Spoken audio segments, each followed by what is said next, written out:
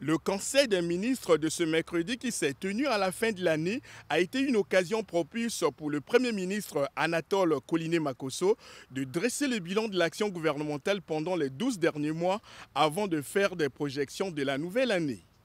Répondant aux questions des journalistes au terme de cette réunion qui a duré plus de 5 heures, le chef du gouvernement congolais a reconnu d'emblée que 2023 a été une année difficile marquée par quelques événements malheureux qui ont occasionné des pertes en vies humaines.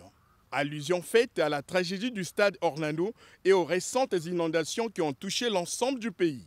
2023 arrive à son terme avec tout ce que nous avons connu comme enjeux et défis.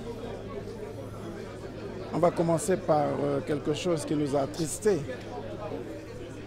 C'est cette situation terrible que nous avons connue avec la mort d'une trentaine de nos compatriotes, de plus d'une trentaine de nos compatriotes, à la suite de l'opération de recrutement et d'enrôlement au sein des forces armées congolaises. Vous avez vu comment le président de la République est intervenu pour soutenir les parents, pour soutenir les familles éplorées.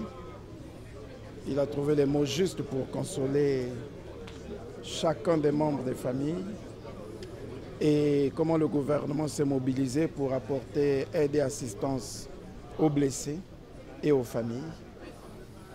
2023, s'il faut toujours continuer dans cette série noire, c'est un peu les compatriotes qui viennent aussi de trouver la mort à la suite des inondations que nous sommes en train de vivre un peu partout dans le pays.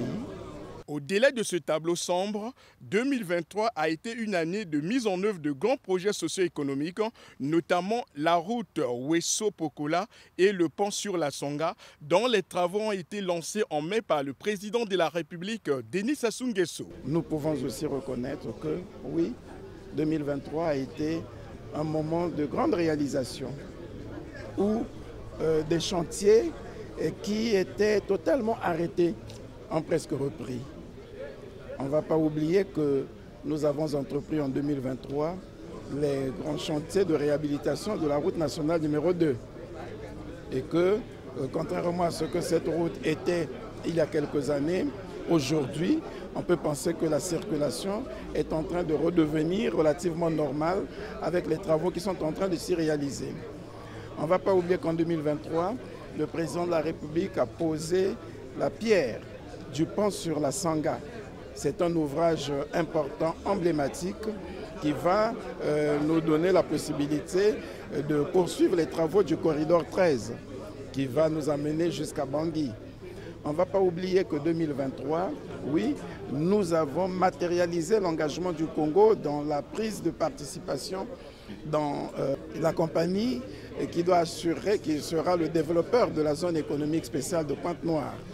Voilà, et ce qui nous permet effectivement d'envisager une vraie diversification de l'économie au travers des zones économiques spéciales. Ces efforts, a conclu le Premier ministre, seront poursuivis en 2024.